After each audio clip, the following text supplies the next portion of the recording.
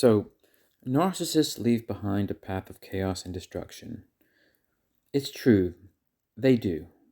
Wherever narcissists go, wherever they talk to, they tend to stir things up, or they have the ability to stir things up, and generally not in a good way. It's something they do naturally and effortlessly.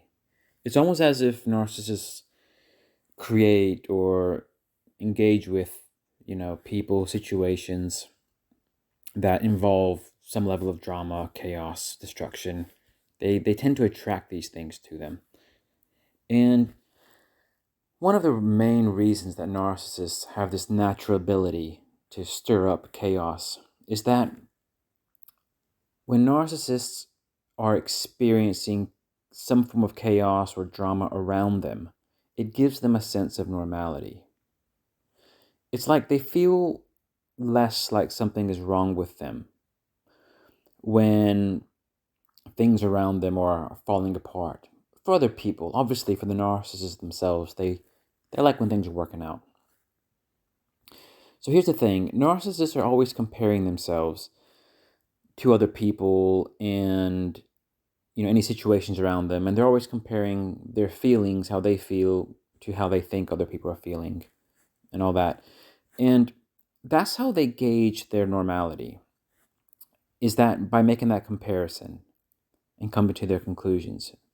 And because narcissists tend to be somewhat of a mess inside themselves, because they tend to have chaotic thinking, they're shame-based individuals who are always fleeing from that, and they overcompensate, with these grandiose facades and all these things you hear about. Um,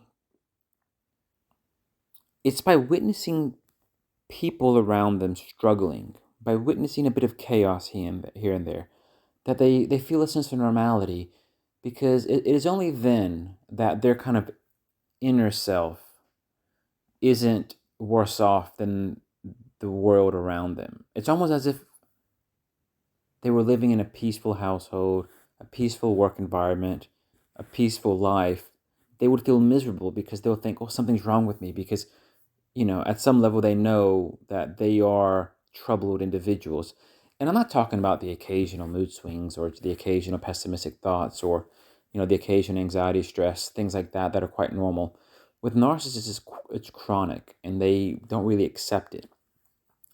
But when those around them are struggling or having things fall apart, it makes them feel more normal. And now they can breathe properly, they can think clearly, they can feel good about themselves. And I know when you're on the receiving end of all that, it might feel like they're planning, conniving against you and others to create this turmoil and chaos, because that's how it comes across. It's like, how do they have the ability to do that? Sometimes it's very overt, but sometimes it's very subtle how they stir up trouble. And more often than not, in my view anyway, it's not always planned. And I'd say more often than not, it's not consciously planned. It's more of a subconscious reflex. It's more of a subconscious instinct. It's like an impulse. It's almost like when you're thirsty, you go get a glass of water, you drink it. If you're hungry, you go make a snack, you eat. If you're tired, you go to sleep. You don't always overthink these things. You don't always um, overplan all this. I mean, sometimes you have to work around your daily routine and stuff, but generally, it's you don't give it too much thought. You just follow your impulses, and that's how it is with narcissists when they're trying to protect their ego, trying to protect their own stability, and they do that by creating trouble around them. So their inner trouble, by comparison, doesn't seem so bad.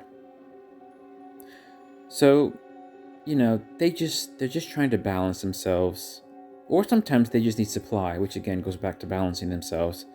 And it's these things that they're after. They're trying to feel more normal, they're trying to feel more balanced. They're trying to get the supply they need, and by stirring up trouble, creating chaos, that's how they do that. Um I know I said that most narcissists, in my view, don't meticulously plan taking people down, destroying people's lives, but it's more of like this kind of impulse to kind of feel normal in their own skin. So that's all true, but there is a whole category of narcissists which are the malignant, the ones that are very sadistic. So the reason I'm bringing those up is A lot of narcissists will go out of their way to cause harm because they like to see people suffer. And those are the most malignant ones. Those are the most sadistic ones. Like I said, if you're on the receiving end of this kind of narcissistic abuse, or kind of they're causing trouble in your life, it's almost like if they're causing you trouble, you don't really care if they're doing it on purpose or not. Yeah, if they're planning it or not, the effect on me is the same, and that's fair enough. But I just wanted to draw this distinction that while it's easy to think that all narcissists are malignant and sadistic in a sense that they get off on seeing you suffer, well, a lot of them are. Some of them, it's not so much that they want to see you suffer; they just want to feel normal on their skin. But it's because since they lack empathy, they don't care about your suffering. That's the thing about narcissism. Even the narcissists that are not sadistic, not malignant, they, even if they don't want to see you suffer, because they lack empathy, they don't care if you suffer.